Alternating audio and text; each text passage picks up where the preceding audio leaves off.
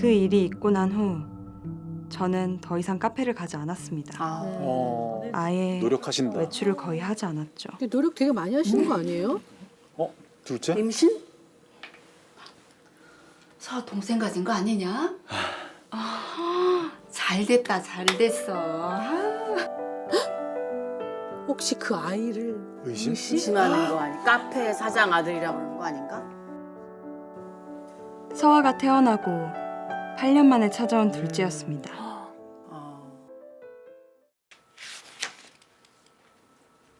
불길하다. 왜 그래요? 아니야.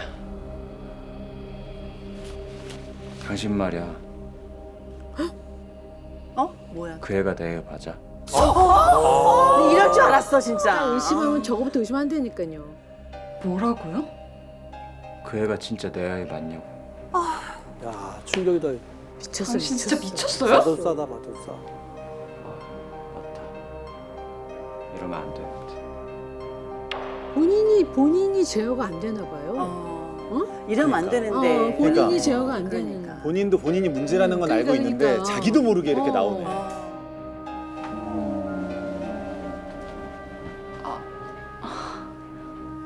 남편은 제정신이 아닌 것 같았습니다.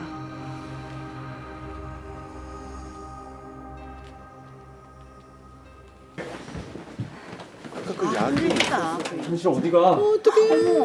나 당신이랑 못 있겠어. 당분간 친정에 가 있을게요. 서운하지. 무서운 게 아니라 그냥 무서운 거예요. 무섭기도 하지. 무서워요. 더 이상은 남편과 같이 있을 수가 없었습니다. 뭔가 숨기고 있는 게 분명해.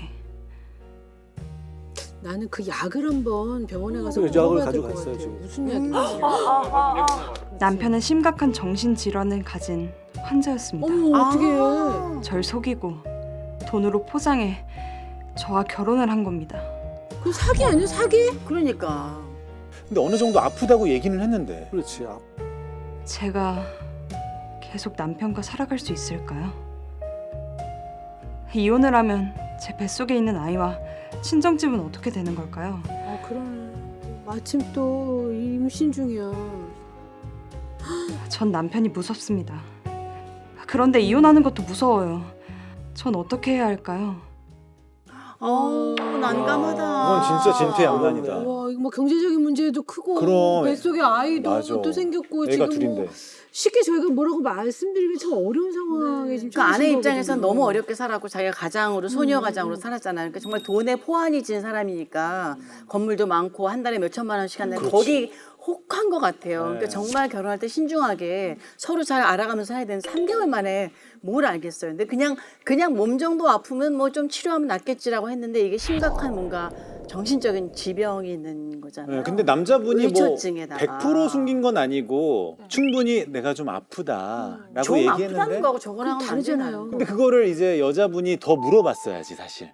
지금 확인을 했어야 되는데 그냥 몸이 네. 아프다네 내가 몸이 좀 약하다라고 이렇게 네. 둘러대서 얘기를 하니까 당연히 뭐 신체적인 능력이나 이런 그 능력치가 떨어진다고 했겠지. 설마 정신병이 있을 거라고. 그렇죠. 그래도 그러니까 상상을 아내분의 못하지, 우리가. 저는 그쵸. 약간 좀 불찰이라고 생각 드는 게 그래도 더 자세히 물어봤어야 된다고 생각이 들어요. 아니, 결혼할 때 건강 그 진단서 이런 거 좀 교환해야 되는 거 아닌가요? 법적으로는 아니겠지만 그렇죠? 네, 근데 상식적으로. 요즘에 약간 그 젊은 분들이 트렌드처럼 서로 같이 가서 건강검진 해가지고 나눠 갖고 혼인관계증명서도 상세로 떼가지고 그리고 왜냐면 전원 사실이나 이런 것들 그치. 다 나오기 때문에 네, 아. 네. 우리 그냥 이런 거 TV에서 보니까 다 한 번씩 교환하는 거래 하면서 좀 확인하는 과정을 필요해요. 네, 거치는 것도 좋지 않을까? 근데 정신병 체크를 하고 해요? 근데 그런 거 안 그거는, 하잖아요. 네, 체크는 안 하죠. 그거는 확인이 어렵게. 그러니까 아무리 내가 체크를 했었어도 저 정도면 네. 확인이 안 됐는데 저는 저거는 진짜 아닌 것 같아요. 내가 저런 병 그리고 나는 사실은 저 남자지만 그 시댁 시어머니. 있잖아요. 네. 되게 좋으신 것 같은데 사실은 정말 문제가 있으셨던 것 같아요. 그러니까 내 아들을 그냥 어떻게 보면 돈으로 이렇게 현혹시켜서 몸이 아프고 좀 부족한데 결혼을 시켜서 좀 정상적으로 결혼 생활을 하게 하고 싶은 어머니의 어떻게 보면은 평생 욕심이지. 옆에 있을 간병인을 그 법률적 그럼 옆에 구한 거죠. 그럼 구한 묶어놓을 수 있는 거죠. 사람 구한 거죠. 뭐 지병이 사실 여러 가지가 있을 수 있잖아요. 네. 뭐 예를 들어 당뇨가 있을 수도 있고, 뭐 시한부 판정을 받았는데 그걸 숨겼을 수도 있고. 근데 뭐 시한부 판정을 받았더라도 내가 이 사람을 사랑해서 난 결혼할게요라는 케이스를 많이 봤어요. 그건 알고 하는 거지. 알고도 난 이 사람하고 결혼할 거예요라는 경우도 있었잖아요. 근데 지금 문제는 그게 문제가 아니라 내가 어디가 아프다라는 걸 얘기를 안 했다는 거예요. 그렇죠. 이거는 사실 말이 안 되는 거. 근데 저기서 보면 남편이 그 정신질환은 있었지만 그렇게 심각하지 않았기 때문에 저 여자도 3개월 만에 결혼하지 않았을까라는 생각도 있어요. 왜냐면 그때 그런 증상이 있었다면 아무리 돈이 좋아도 결혼하지 못했을 터인데 그런 증상이 덜했기 때문에 그리고 또 어느 정도 이 사람도 회복했기 때문에 결혼을 전제로 또 부모도 가능하겠다 싶어서 시킨 거 아니겠어요? 그렇지 않은 사람한테 이렇게 아까처럼 뭐 떠맡길 정도로 하는 게 아닌 것 같아요. 자식도 낳는 거 보면. 그러니까 그것이 이제 살아가면서 어떤 과정 속에서 또 심각해질 수도 있고 뭐 그런 것들이 연유가 되지 않았을까 지금 현재는 그런 생각이 좀 드는데요. 전 아니, 남편 입장에서 봤을 때. 뭐 사실 당뇨는 요새 흔한 병이잖아요. 네. 근데 당뇨 때문에 이혼한 사례가 있어요, 실제로? 그러니까 단순히 당뇨 때문이다 라는 게 문제가 아니고 당뇨 때문에 부부 관계라든지 가족의 건강 상태가 문제가 생겼을 때는 충분히 이혼 사유가 될 수는 있어요. 그래요. 근데 당뇨가 있기 때문에 이혼 사유다 라고는 바로 연결짓기는 좀 당뇨로 인해 어렵습니다. 다른 문제가 발생했을 네. 경우에 네. 가정생활을 지속할 수 없는 뭔가가. 네. 근데 이거는 조금 오해의 여지가 있어서 조금만 더 보충을 하자면 네네네네네. 우리가 누구나 질병은 걸릴 수 있어요. 그런데 중요한 건 가족이 같이 건강하게 살려면 어떤 질병에 걸렸을 때 내가 치료하기 위해서 적극적인 노력을 해야 되는 거죠. 그렇죠. 근데 내가 당뇨에 걸렸어. 내가 이것 때문에 몸이 힘들고 해서 경제활동을 못해. 근데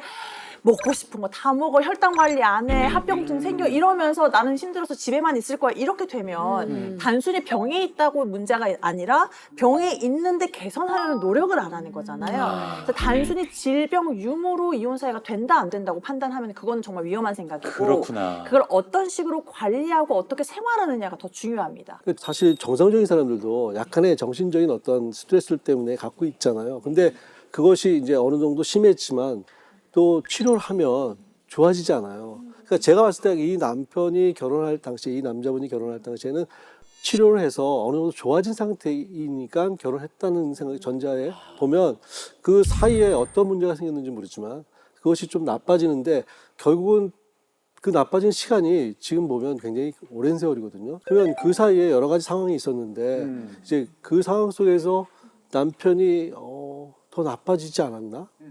이제 개선이 되지 않고 약을 처방을 받아도 그것을 좀 더 아내하고 좀 더 상의해서 좀 더 좋은 방향으로 갔으면 더 좋지 않았을까 생각하는데 그런 상황이 아닌 것 같다는 생각이 근데 들어요. 처음부터 그 얘기를 아예 안 했기 때문에 나중에 그렇지. 그 내가 정신질환이 있어라고 말하기는 어려울 것 같아요. 그렇죠, 그렇죠. 근데 이제 노력의 여부도 중요하다고 말씀하셨는데 이 남자분은 스스로 인지하고 있잖아요. 자기도 모르게 나쁜 말 하고 나서 나 이러면 안 되는데 이런 노력은 계속 하고 있고 시어머니도 얘야 우리 애가 이렇다 계속 인지하고 뭔가 노력하는 모습이 보이니까 네. 그래도 괜찮은 지점 아닌가요? 근데 그러기에는 사실 얘기를 해야만 하는 중증 질환에 속하는 것은 맞다고 생각이 네. 들고요. 그리고 이 정도 중증 질환은 본인이 잘못된다는 점을 알고 있어도 치료에 적극적으로 임하기 어려운 정도의 질병이거든요. 이 질병이. 실제로. 이미 뭐 집에 네. 들어가서 방에 들어가서 뭐 하루 네. 동안 나오지 않았다는 둥 뭐 이렇게 네. 막 의심을 한다는데 이게 이미 병이 깊어지고 네. 있다는 증거거든요. 네, 네. 이게 사실은 굉장히 좀 어려운 문제이기도 하면서 한편으로는 단순한 문제인 것 같은 게 네. 그냥 지금 너무 심한 거짓말 한 거잖아요. 아니 근데 저는 계속 일단 아프다고 얘기했는데 여자분은 더 캐묻지 않고 그래 난 이런 금전적인 부분 다 해결해 주니까 이 정도는 감수할 수 있어 라고 하고 결정한 거니까 여자분도 그렇게 남자분에게 모든 책임을 전가하기에는 어쨌든 내가 결정한 거다. 네. 그 정신병까지는 상상을 못했지. 그렇죠. 몸이 약하거나 그럼 내가 저를 또 케어할 수 있겠지는 이거는 정도라고 그 케어의 단계를 넘어간 거잖아요. 근데 그게 어려운가? 그래서 혹시 어떤 지병이세요? 병명이 뭐예요? 정신적인 질환이에요? 이거는 3개월 동안 충분히 확인할 수 있는 시간이 있었다고 전 보거든요. 아니지 3개월 동안 뭐 24시간 같이 있었던 건 아니고 그치. 가끔 며칠에 한 번씩 만나서 데이트하고 밥 먹고 이 정도일 텐데 그 정도는 또 정신적인 어떻게 정신적인 병을 질환은 우리가 알 물어볼 수가 수 있잖아요. 있어요. 본인이 밥을 안 해주면 알 모르지. 수가 그건 잘 없잖아요. 모르지. 멀쩡한데. 근데 지금 알려고 노력하지 않았던 것 같아요. 눈이 돌아간 거죠. 돈이라는 거예요. 그렇지. 왜냐면 자기 친정, 자기가 여태까지 어렵게 살아왔던 맞아. 모든 걸 다 한꺼번에 해결해 줄 수 있는 네. 아 정말 백마탄 왕자가 약간 몸이 약하다는 것 외에는 평생을 살 수 있어. 왜냐면 건물이 있기 때문에 또 그 건물에 살아. 여기에 여자는 혹해서 그게 중요치 않게 여겼다는 거죠. 근데 이건 또 관점의 차이인 것 같은데 어떻게 보면은 그 남편과 시댁 식구들은 아내가 곤궁한 상태라는 걸 알고 더 잘 속을 수 있다는 걸 이용한 거잖아요. 그리고 돈을 사실은- 현혹한 거지. 네, 맞아요. 그거를 아내 쪽에 좀 책임을 전가하기에는 다소 무리가 있지 않을까 그런 생각이 저는 듭니다. 저는 아내 쪽이 훨씬 더 문제가 있었다고 오늘 생각해요. 의견 좀 저는. 약간 분분한데요. 예. 오늘 얘기는 아무튼 뒤에 이야기까지 계속 들어봐야 할 네, 것 네. 같아요. 예. 뒤에 또 어떤 사연이 있는지 사연 남들 계속 한번 보도록 할게요.